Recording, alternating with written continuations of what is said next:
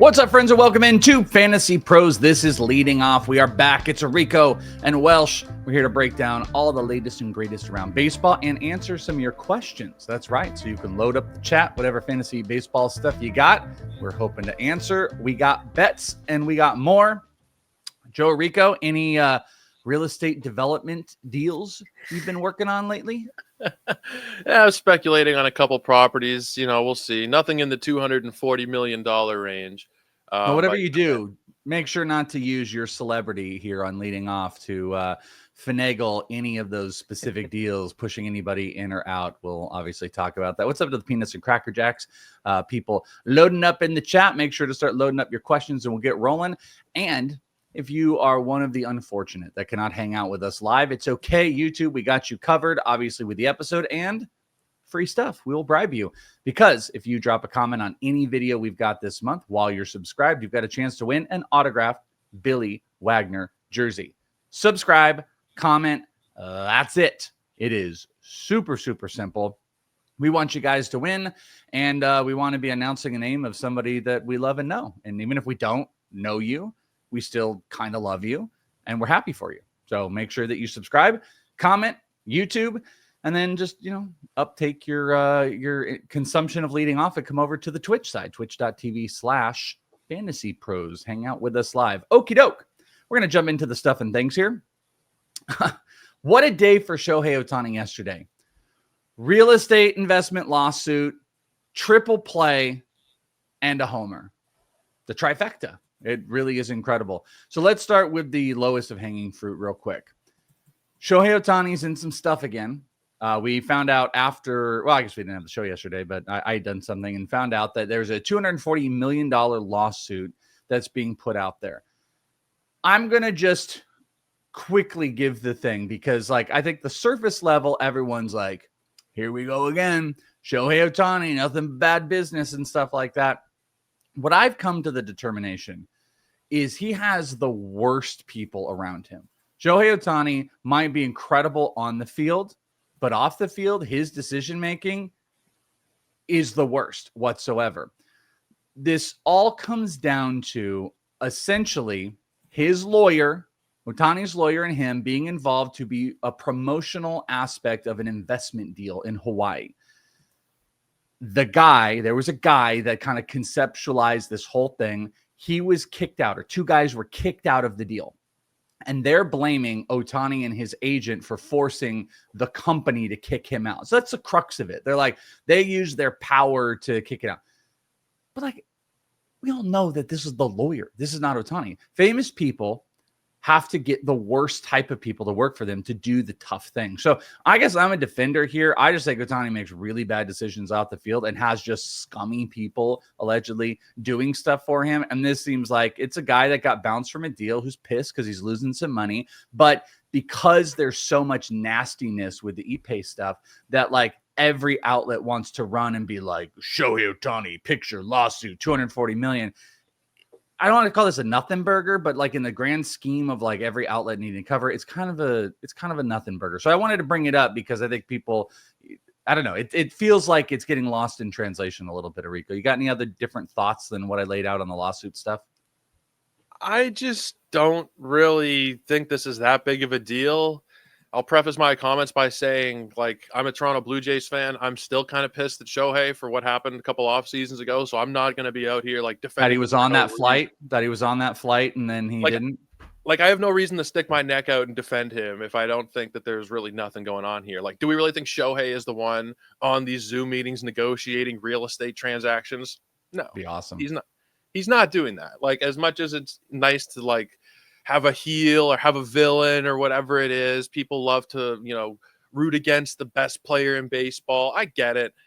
But this doesn't really feel like anything. This isn't a conviction. This is an accusation. And it seems, based on what I've read, that it's more against his agent than it is against him. Yeah. He's obviously the big name, so he's going to be the one that they talk about. But this feels like a big nothing burger at the end of the day, man.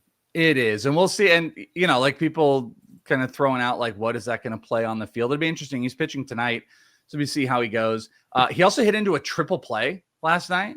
right? Which was crazy. It was just like right up the middle, bing, bang, boom, one of the quickest. And it was just like, we're like, okay, we're out of that. That was wild. And then hit an absolute just rocket out with a homer, scored a couple runs, had a couple walks, still doing like the crazy Ohtani stuff. So thought we would just, throw some of that stuff in there. How about the Brewers? The Brewers continue to win. Was it 11 straight? Freddie Peralta shut down the Pirates 6 innings. Striking out 7 in a win, 11 straight. You had an Andrew Vaughn 3-run homer. You had a Frelick leadoff homer against Skeens. We'll talk about him in a minute. Christian Yelich is in there. I've been asked this question over and over, and this isn't quite fantasy, so let's just do it real quick. And then if there's any fantasy nuggets in there, do you think the Brewers are, I know on paper they're physically the best team in baseball. Do you think they're the best team in baseball right now? At the moment, yes. Are they the best team in the league going forward? Probably not. I don't know that I think that they're that good going forward.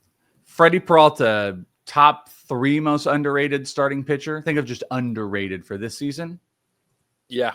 Freddie Peralta's right up there. He's right up there. I'm always on the Joe Ryan train. I don't think he gets enough love, but Freddie Peralta's like a mid-2s ERA, low 1 whip, strikeouts, wins, everything. He's doing everything for you, and he was like a 130 ADP this year. Like he was really cheap.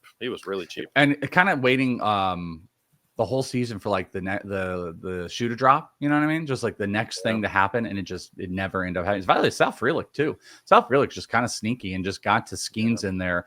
Skeens gave up 4 runs, 4 innings, took a loss. ERA is now over 2. Cy Young stuff adjusted a tiny bit. Anything in that Skeens start that you saw? I mean, he gave up that leadoff Frelick thing, wasn't able to go deep, which is kind of the big nastiness for Skeens here. Over 2 ERA is fine. I think this just makes the him and Wheeler case a little bit closer. But anything in that Skeens start for you? Nothing really. I mean, it is kind of noteworthy that he's allowed 4 earned runs in 2 of his last 3 starts, because he's never really done that before in his career. Every now and again, you see a bad start from Skeens, but a couple in quick succession does make you take note a little bit. But at the end of the day, he's facing the hottest team in baseball, arguably, not even really arguably right now, the hottest team in baseball. So I'm giving him a pass. There's nothing of concern here for me, really. Yeah, I was asked about this on CBS over the weekend. They're like, do you think the Skeens start is going to break the streak? And I was like, honestly, no. I'm like, Skeens isn't getting wins. The Pirates aren't big, crazy support team. Like, I think it is 100% going to come out of this road series, but I think it's going to be the Reds. I think the Reds are going to be the ones that are going to end it, but the Brewers just kind of keep going. There's a lot of fantasy value. The other guy we briefly did, I think, on the last episode, but Isaac Collins just keeps going. I think he was hitting 2 in this lineup. Profile is really interesting. He's hitting 290. He's got some split stuff, but it just looks like he's just going to keep. Or even when Churio would come back, I think this is a guy that they're just going to continue finding time for. So he's fantasy relevant, and that's the thing. There's a lot of fantasy relevance across this lineup where it's like, Frelick has got that fantasy side. Isaac Collins has got that. There's just a lot of like fantasy upside in while this team is really going too. And sometimes the best thing about those type of players is you can have quick trigger fingers. I said the same thing on ITL yesterday about like Jacob Marcy. The reason I like Jacob Marcy so much right now too is he's so hot. And I got to ask this question: Profar or Marcy? Profar just hit a homer. Average has been down a tiny bit, but Profar. And I said Marcy because I think where Marcy's at right now, the upside is so in your face. But if he comes down to earth, he's so much easier to cut bait on and move through. And so he's currently better than Profar. I don't think Profar's long-term sustainability is awesome. And if if Marcy goes through a 3-game skid and I want to just move on, I'm really comfortable with it. So that's my what do you think, Marcy or Profar? I've never been a Profar guy going back. It feels like a decade now, but especially this year, like coming off of the PED suspension, the big blow up season at age 32, the bad team around him. I was never really into Profar. I know he's been pretty decent over the last couple of weeks or so, but overall, the numbers are kind of mediocre. And when you look at the lineup around him, I know that, you think of Miami's lineup, it's like, well, they're not anything really that special. They're at least as good as the Braves lineup right now, which I know is crazy to say, but I think they are. It might not be that way going forward forever, but the Marlins doesn't look like it on paper, but yeah. No, but Marcy's been good. Ramirez has been good. Like, this is a decent offense. It's serviceable, and I think Marcy should be the pick for everybody at this point. By the way, our chat's incredible. Fabi asked, because I used the phrase the nothing burger, and he's like, what is the origin of it? And Solar just, nothing burger originated in the 1950s, primarily used in Hollywood gossip columns to describe something that was hyped up but ultimately inconsequential. Very, very good job, guys. Very good job on jumping in here. It is amazing. All right, so we talked about those guys. I asked you about Paul Skeens. Was there anything there? Nothing really to take from it. Maybe there's something there with Spencer Strider. Spencer Strider, it's funny. You do our 3 up and 3 down, and you didn't have Strider in there because I assumed you knew we needed to talk about it in the headlines. And yeah, we're on target here. Spencer Strider gave up 8 runs in 4 innings in a loss to the Mets.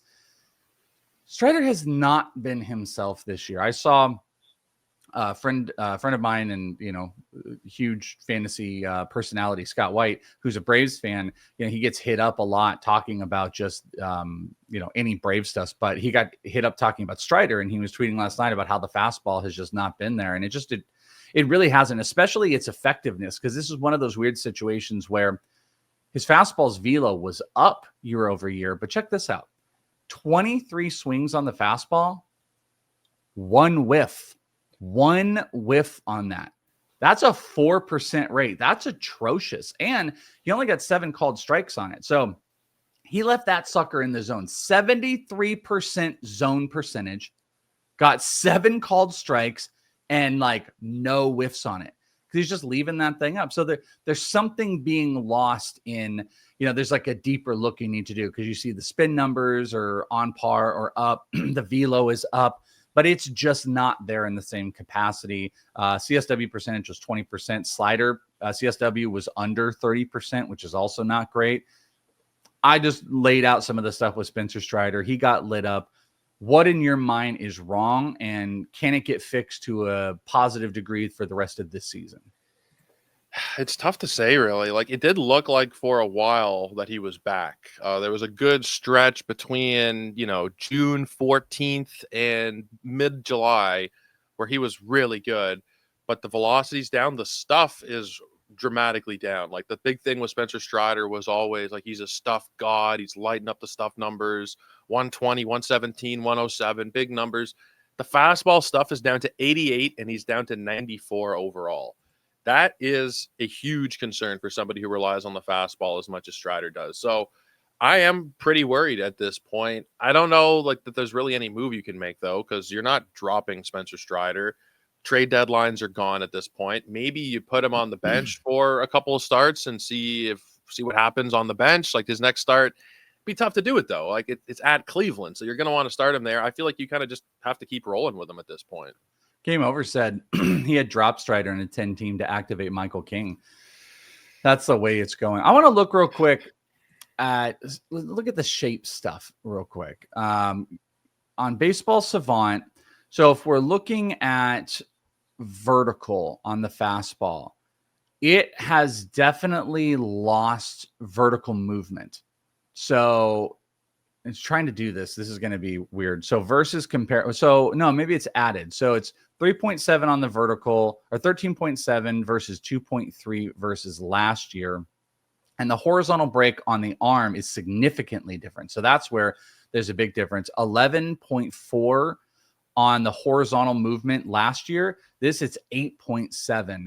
There's some dramatic changes more than I'm looking at this actually. His changeup has dramatically different arm side or horizontal movement here. And then induced, sorry, I'm working through this. That's total movement. On the induced movement, there is also a decrease in vertical induced movement on the fastball, and then the same thing on the horizontal. So again, shape.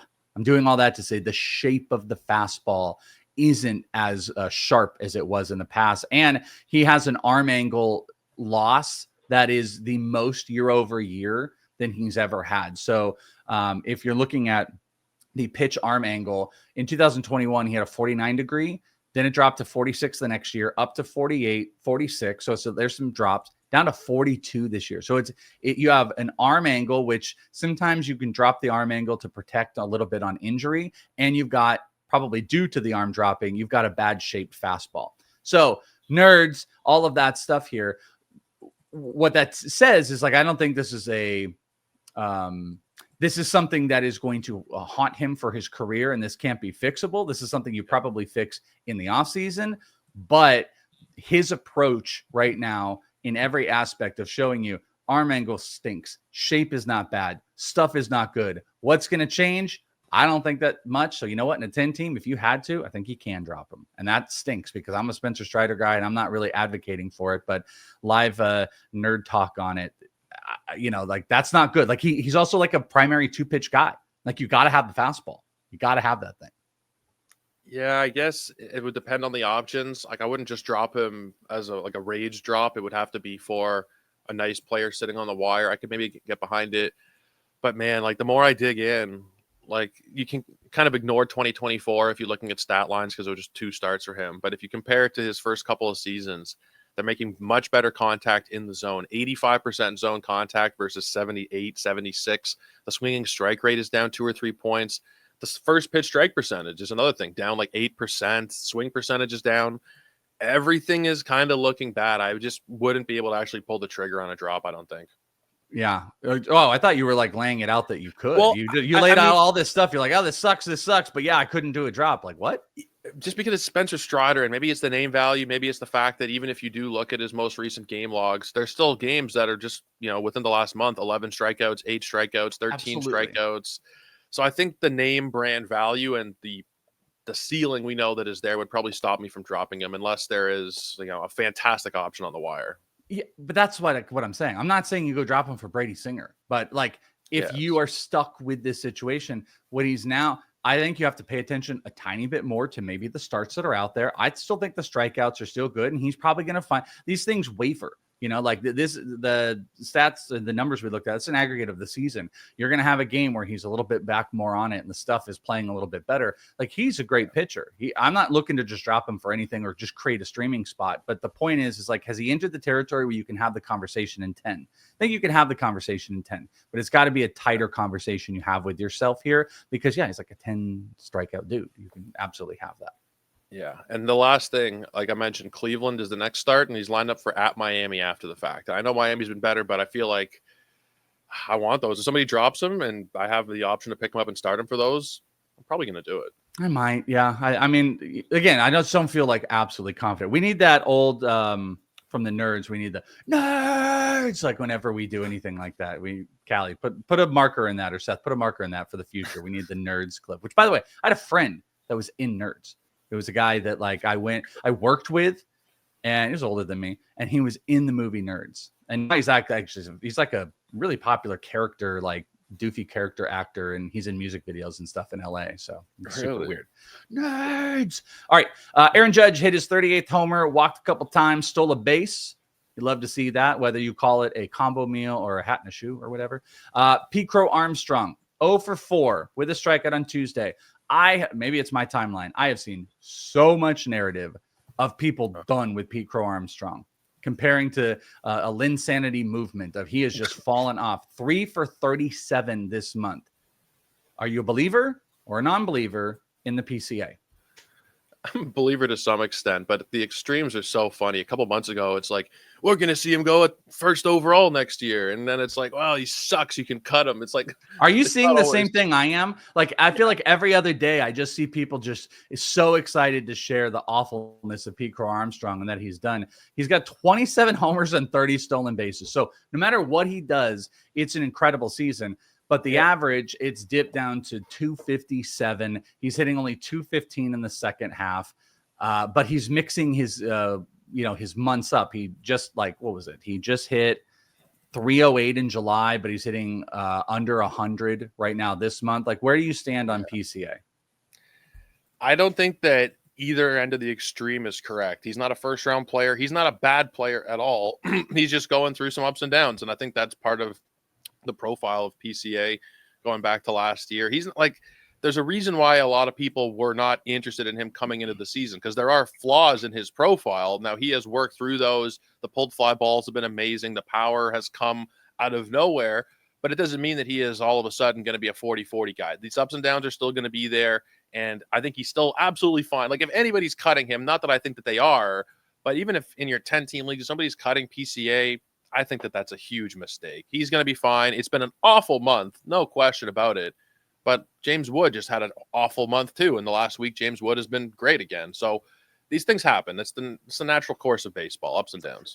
Yeah, and that's the tough conversations we have to have. I feel like we have with you guys where it's like a guy struggles and you're like, should I cut him? And it's like, at the end of the day, Strider, even on the Strider stuff, James Wood, we're not like looking to cut these great players because like the best, the elite players, like when they're on, you know it can click, but it's like there's volatility players. Pete Crow, James Wood might be a volatile. I actually kind of would have put him in the camp of not because he could hit righties and lefties and whatnot. But like I think Pete Crow and maybe Strider right now, that there's these players that have this like volatility marker that should be attached to them, and that's what you've got to overcome. But it's like, do they justify it? I couldn't do it with Pete Crow just because like it's not just like previous record. It's like this season, he's practically a 30-30 guy. And if he starts clicking, you know, like I agree with you. The ability to get the ball in the air is the biggest key, but the league is adjusting to him and he has to just readjust. And, you know, he might be more of a consistent player next year, but he's pulling the ever living crap out of the ball and he's seeing absolutely incredible results. He's got an over 20-degree launch angle. And it's like those things, his ability to barrel the ball more, he's hitting it harder and get it in the air is creating all of these incredible opportunities. He's just in a really rough patch right now. So there's a Pete Crow-Armstrong. What do you guys got? We got to answer some questions here today. Let's get to the peanuts and cracker jacks and see where everybody is at. Our boy Michael, rest of season, Westberg or Blaze Alexander? Blaze has been really, really hot the last week. It's probably Westberg, but I don't mind going Blaze either, honestly. I don't really feel that strongly. I would go Westberg. So another note, yesterday I actually had like a crazy like day off. So what did I do spending a day off around here? I went down to Scottsdale and I went to Salt River Fields, of course. I don't know if you saw, I broke some news. Ethan Holiday got sent up. I was the first to find that. Literally a player told me. And I was like, that's cool. So I broke that. But in the same token, because I went to watch him and Kason Cunningham, Gabby Moreno comes karting out, which, by the way, Torey Lovello told everybody he'd be in Reno, and Jordan Lawler then came out. Jordan Lawler in that game, he has just been living here. Absolutely murderballed, crushed a homer, looks healthy. He was running and playing in the field. I have a picture out on my Instagram of Kason and Jordan Lawler playing third. That I think what when the Diamondbacks are they at the road right now? I'm completely drawing a blank, right? Because or what is their next series? Because I think he's going to go straight from Salt River, possibly up to the majors. That's my assumption here with what they're doing. And I think Gabby and him could go together because I saw Lawler a week ago and Lawler was not running. He was hitting, but he wasn't running. Now he's in the field, running, crushing homers. It's like complexy type of stuff. But him and Gabby playing together, my point of this is like, if the Diamondbacks are home in the next 4 or 5 days, I think he's going to come up, and I think they're going to move Blaze around. I think they want to get Lawler that opportunity. So that's what I'm thinking. So D-back, yeah, they're on the road at Texas. That's what I thought. Then they're at Colorado. So maybe the Colorado game or right after that series, I think Lawler will be up. So my point is I'm not 100% sure that Blaze has everything locked down. He'll get opportunities. I just like Westberg a little bit more. Yeah, so that's my fair. Yeah. Okay. Well, yeah. Okay. Next home game is August 18th. Thank you, Seth, against Cleveland. So there you go. I think Jordan Lawler will be up. Needed to make a roster move with SP. Dropped Sheehan at Rockies. Next, dropped Eric Getty. Added Javier, Darvish, and Zebi. 12-team roto, wins and K per 9. How did I do? So you added Javier, Darvish, and Zebi. You dropped Sheehan and Eric Getty. Yay or nay? I think it's a yay. The only thing that I might not have done is dropping Sheehan for Darvish. I think I might prefer Sheehan depending on if he's going to stick in the rotation, and I think he is for now. Roki's coming back real quick, though. I know, but do you think they're going to put him in the rotation? I think they might mess around with it, yeah. I don't think they're going to play him bullpen. Yeah. I don't think it's a good idea, but I think that's what they'll do. I think Joe did well there. Darvish had a really good start his last start, so I don't mind going for that. I just like Sheehan a lot, and I don't know that he's going to lose his spot, honestly. The Dodgers are always so hurt in the rotation. I don't really know what's going to happen there, but Sheehan is probably somebody that should still be rostered, in my opinion. They're one more real estate deal away from having an open rotation spot, is what you're saying. So Have to pick one for a start this week. Gossman versus the Cubs, Lauer versus Texas. Also have Hunter Green coming back. Need to drop one of Vientos or Blaze Alexander for him. So let's start with the pitchers. Gossman or Lauer? I am probably starting Gossman. Texas as a whole has been a little bit better. I think I still trust Gossman more than Lauer, even though Lauer's been very good. I think Gossman's the play. Okay, and I agree with you. But Vientos or Blaze Alexander would you drop for making room for Hunter Green? I'd probably drop either, but yeah, I think maybe it's Vientos at this point. I think people are kind of through with Vientos. I think so. Poor Joe. Joe's out there punching the air somewhere about the Vientos stuff. We can feel it. Here's one. Wonder how Joey P is feeling about Strider these days. I think 5 straight outings, not making 5 innings. I know. You got to have 5 straight outings of being amazing to be relevant. So, is he a Nepo baby? No, he's not. Yeah, I guess that's only a Nepo baby thing. By the way, I think Leiter was pretty good last night. Does anybody go look? What does Leiter's game log look like? Does he have 5 straight games of not giving up? He has to go, I guess, in Joe's mind, he has to go at least 5 and give up. He might give us 4 earned. If you give up 4 earned runs, you're almost not a great pitcher, but maybe you can be. Someone give me the last 5 and see if we have elevated his stat. Do you have his status for me? Okay. The walks have been a little up there, but Always the earned runs in the last 5 games, 2-1, 2-1, 1. Okay, what are the innings pitched? Because if he only pitches 4, Joe says that's a horrible outing. Well, 2 of them were 6 innings, and then there was a 4 and a third, 3 and a third, and then 5. So I don't think that's not going to pass the Joey P scorecard for incredible. He's still a piece of garbage in Piece of Pia's mind. So there you have it, everybody. Jack Leiter. Welsh is wrong. Joe is still right until he has 5 straight of 5 no-hit innings. That's what he needs. 5 straight games, no hits, 35 strikeouts per game. Then he can be good and not just a Nepo baby. Actually, let's do. What do you think about O'Neill Cruz in a 10-team redraft? I think we're fine. We're going to talk about him on the injury report, but yeah, I mean, I'm not dropping him or anything. Maybe you bench him for a little while, depending on the news that we get over the next day or two, but there's no cut to be made. Orrico, I need your Clement thoughts. Canada man, him or Noelvi Marte? I'm going with Clement there. Now, this power we've seen over the last week, it's really funny because Bubba on Friday, we were talking about Ernie, and it's like, the power's not really there. And then Bubba just reverse jinxed him into 3 straight homers, which I will absolutely take. But that's not going to be the norm. He's not going to hit a lot of home. He might not hit another home run this season. And it wouldn't surprise I agree with that. But he's also like a 300 hitter who rotates between the number 2 spot and the number 7 spot in a really good lineup. So I'm keeping him. I'm keeping Clement over Marte, I think. Would you want Clement or Sal Frelick? I feel like Frelick's doing the same thing. Like he'll hit like low in the lineup and then he'll like lead off and really similar overall profile. I might go with Frelick just because as Toronto gets healthier, we're going to get Springer back and Santander back. Jimenez is back now. Maybe that eats into a day or two a week of Ernie's playing time. So maybe I'll go Frelick with that one. Okay, me too. Let's do one more and then we'll try to rally back here. 12-team head-to-head points. I need to keep one out of Carpenter, Caglione, or Vaughn. I'm assuming that's like keep is in like just for the rest of this season, not like as a keeper, because the keeper is Caglione without question. Yes. But if you mean the rest of this season, this is kind of a Carpenter or Vaughn question, really. I think it'd be hard to go against Vaughn, considering what we've seen over the last month or so. I think as much as I love Kerry Carpenter, I think I'd have to go with Vaughn there.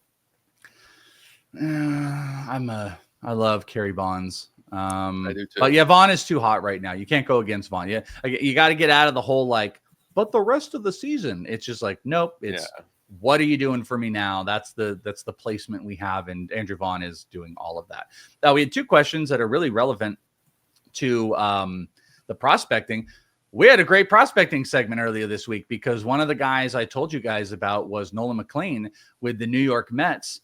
Well, he is getting called up. I said, this is a possibility. There's no guarantees. Andy Martino reports that the Mets are calling up Nolan McLean to start on Saturday against the Mariners. That's huge. The 24-year-old has a 2.45 ERA, 1.13 whip, 127 strikeouts over the year, and 113 innings between AA and AAA. I love McLean. He's got the nastiest sweeper, and they moved Frankie Montas to the bullpen for it. So we had a really good prediction market in there. And Lee had said in the questions, would you drop Corbin or Mize for Nolan McLean rest of season? I'm assuming that's Patrick Corbin. And I kind of would. I don't think Patrick Corbin, I'm not really sure either one of these guys hold too much weight to me. If McLean gets them things lit, then we might have a problem, long term. Like they might go to a Brandon Sprott simply because of innings. Like how many innings do they want McLean to go? But like I think you're going to get some great spot starts out of it. So if you're comfortable dropping those guys in a spot start range, McLean is going to give them fits with his slider this weekend. What about you? Yeah, Casey Mize started off really, really well, and then he kind of fell apart. He seemed to pick things up a little bit over the last couple of starts. But Patrick Corbin has been pretty consistent all year long, as crazy as that sounds. It's like 5 innings, 3 earned runs, 5 or 6 strikeouts. You know what you're going to get out of him, as insane as that is to say, out of Corbin. So I feel like Mize might be the drop for me, but I don't feel strongly about that one. Also, we did hear, I think I talked about Quinn Matthews, that looks like JJ or Quinn Matthews will not get the call up this year. I'd like to stash JJ in a keeper league, but probably safe to drop. Yeah, especially if they told us that that's not going to happen, especially for Quinn. Also, just want to throw this out in a little bit of the rookie Lookie. Colson Montgomery, it just keeps going. Remember when you said you didn't know if he had the power, Joe, and then he just hit his 10th homer, these rocket ships that he hits out of there? His average is still going to be the long-term question, but he is up to 10 homers so far this year, Mr. Orrico. Hard to deny it. I'm still going to say what I said the other day, that this is a very, very hot streak. But he's starting to make me buy in a little bit more. When you look at the minor league home run totals compared to what he's done in the majors so far, it makes you think that this is not terribly sustainable, but you've watched him a lot more than I have. So he's made so many changes. There was 2 different injuries that were going on over the last 2 years. He's made swing and approach changes, year over year AFL stuff. He is just completely altered. He's just one of those guys that I don't think the whole story. The problem is the story of like inconsistent batting average, I think kind of just does hold. But like if you're trying to look at specific skill set stuff, I'm not sure if the strikeout numbers are going to tell you everything. The power is not going to tell you everything because there's been so many changes.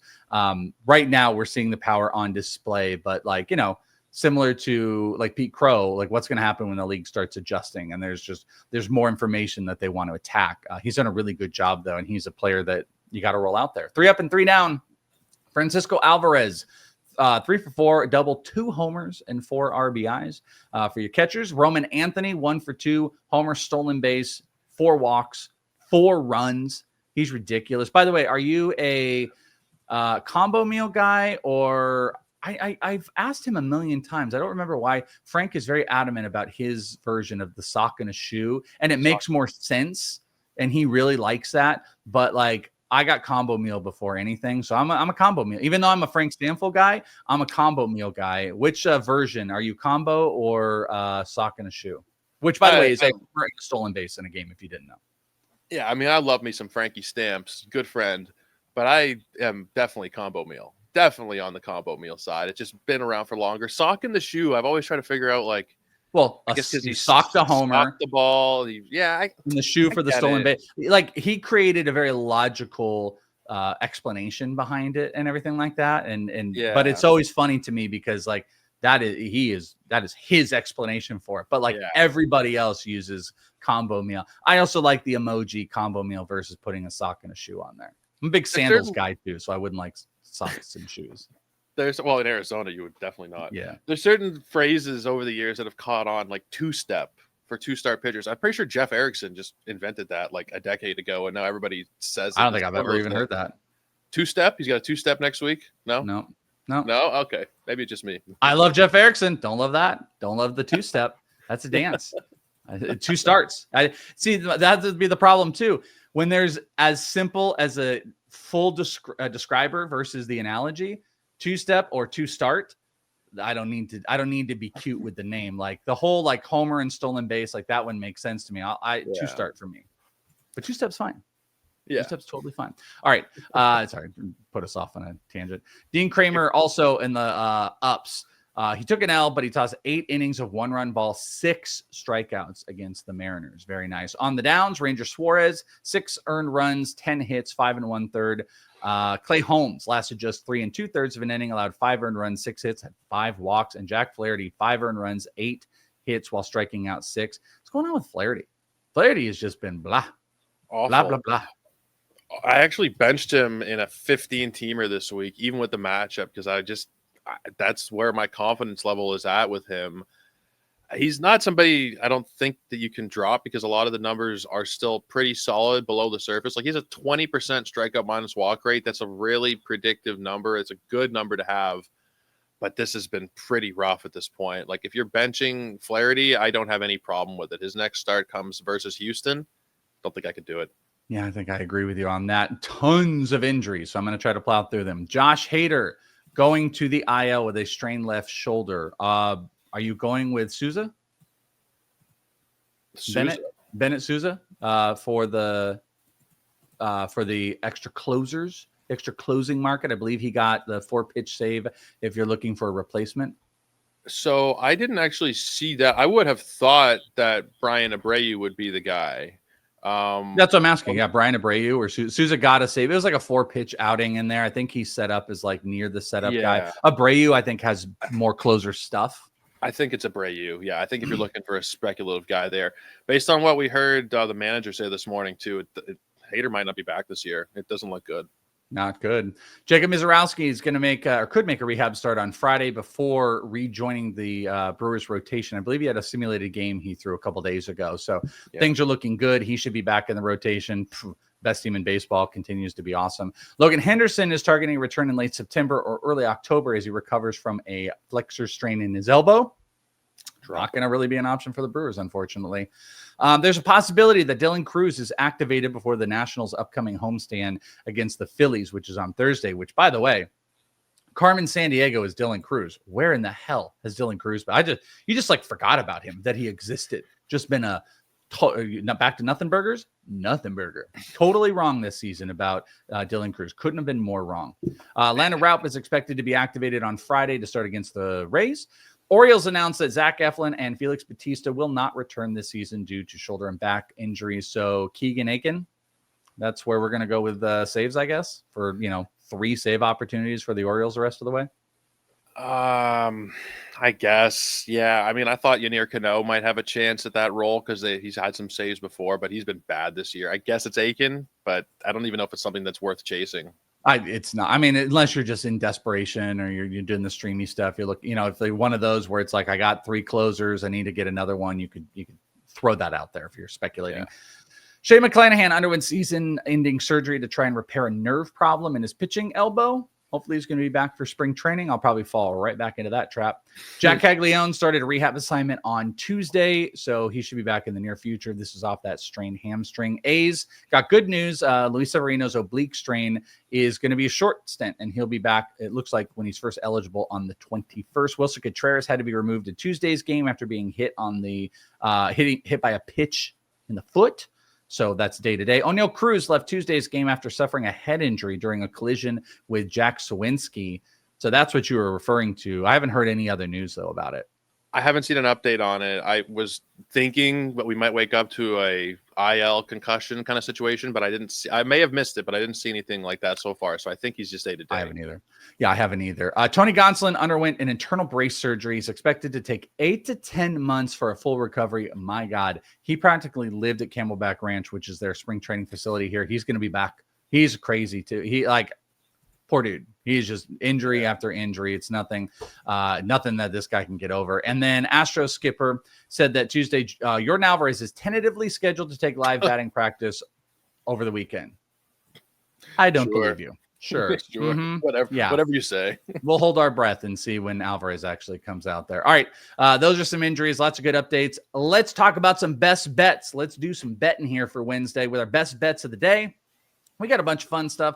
Joe, let's kick it off with you. Let's start with you. You are player propping the crap out of it today. So give us what you got. Yeah, we are doing some plus money today. Coming off of a bit of a rough Monday, so want to bounce back. Vladimir Guerrero Jr. has been on fire for more than a month now. I think his OPS is like 1,200 over the last 30 days. I'm taking him 3+ total bases just because the 1.5 over numbers, like they're so juiced at this point. It's like -130 for 2 bags. So 3+ total bases, couple of hits or a home run will get that done for him tonight at +175 against Cade Horton. We're finally doing it. I'm taking a Shohei Ohtani pitching over on the strikeouts. He just had 8 in his last start and looked really good, and we're still playing the Angels. Now, I targeted Yoshinobu Yamamoto earlier in the week for the over. It did not work out, but the Angels over the last month strike out more than any team in baseball. And Ohtani, I feel like the books are still adjusting back here as he ramps up. So 5.5 at plus money. Yes, please. And then Christopher Sanchez, who has arguably become my favorite pitcher in baseball this year. The number was very juiced for him. It was like 5.5 -146. So I'm playing this one up to 7+ strikeouts as he takes on the Reds in Cincinnati.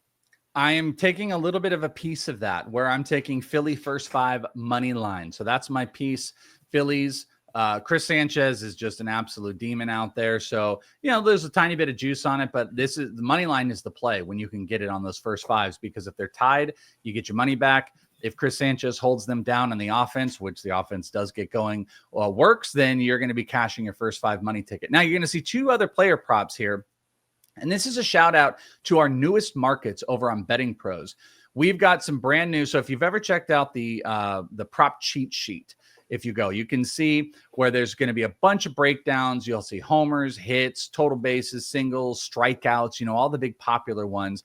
We've got our own tools. We've got our best bets on them, ratings, EV. There's data when you have an account where you can do the breakdowns. You can see what have they done over the last 10. You can get your analysis and you can check all the books so you can shop your lines. But we've added a couple new ones, and you guys know I love hit runs, RBIs, and we've done pitcher outs. So I'm playing 2+ money plays that are on that sheet that you guys can go and check out.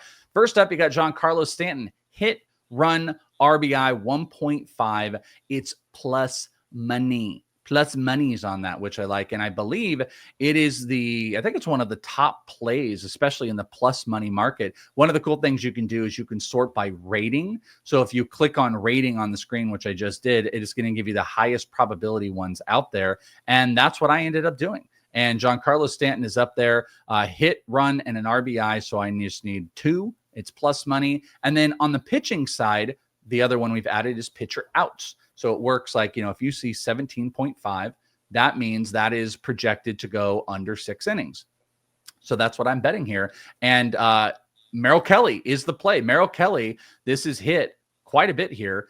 And he's going up against his old team, the Arizona Diamondbacks, that know him. It's 17.5 outs under, and it's plus 120. So those are what I'm putting together today, thanks to the prop cheat sheet. And if you guys want, you guys can go and download the app today, Betting Pros. And when you do so, you can check out MLB props right there on the cheat sheet, but you can also get a little free trial using Leading Off right now. So go and check that out today. And I want you guys to rock it. Get hooked up. Leading Off is the code, 7-day free trial, and you guys can have access to all the fun stuff. And while you're doing so, you guys can go and check out FanDuel. We got our deal over at FanDuel. If you're making those best bets, bet $5, win $250. Your first bet hits, if I can speak, FantasyPros.com/leading off. That's how you get that offer. A lot of stuff. We're going to get you extra money, get you free access to all the tools on Betting Pros, and we got new ways to have fun with betting with hit runs, RBI, and pitcher outs. All right, that takes us to the home run board. Let's go and check out what it looks like. We are still in the 50 marker. Positive Grouch with 51. We've got whips at, I'm going blind. Is that 49? 49 or 48? I think it's 49. George at 47. We have got 10 people plus 40. Wonky is actually at the tippy top at 39. Nowhere to be seen for me, but I did get a Kyle Schwarber homer the other day, so I don't know where the hell I'm at in this whole thing. Where are you going, Orrico? Where are you going with your home run call today? I'm playing it spicy, man. I took Ohtani strikeout overs. We're taking him on the home run call. He's facing Kyle Hendricks today, who is a bit of a human pitching machine. 1.47 homers per 9 this year. 19 home runs allowed. I think it'll be 20 tonight against Shohei. All right, well, I'm at 29. I'm not even in the 30 marker yet. So Schwarber got me a little bit of action. I'm actually also going with a guy. I think that Ohtani hit a homer last night. You're taking him. I'm going to go with the guy that hit a homer last night, and I'm going to go with Pete Alonso. So give me Pete Alonso for the next 2 days. And that's kind of my in perpetuity because I am not here on Friday. No, it will be Joe Orrico and the great and powerful KC Bubba. Orrico will be in the host seat. These guys will be breaking everything down for you. So make sure you guys are locked in to hang out with Orrico's at 3. I mean, Orrico had a chance to be a part of this the whole year. We're going to kill it next year. You're going to be in on it. We're going to rock it. Thank you. I had surgery in April. All right. So that's my excuse. I'm sticking to it. Yeah. Honor for that in May and June and July. And yes. Totally gotcha. But it'll be Bubba and Orrico on Friday. So make sure you guys are tuned in. Thank you so much for hanging out with us. Remember, on the YouTube side, get you hooked up. Make sure you're commenting on the videos. And that is all that we have. Go enjoy some baseball. Shout out to Callie. Shout out to Seth. For Orrico, I'm Welsh. We'll talk to you next time right here on Fantasy Pros. Peace. Peace out. Oh, man, the home run contest, that's brutal. I didn't know it was that bad. I thought it was a little better than that. What'd you think you had, like 13? I thought it was like double digits. I didn't think it was 3. What? Yeah. 1, 2, 3.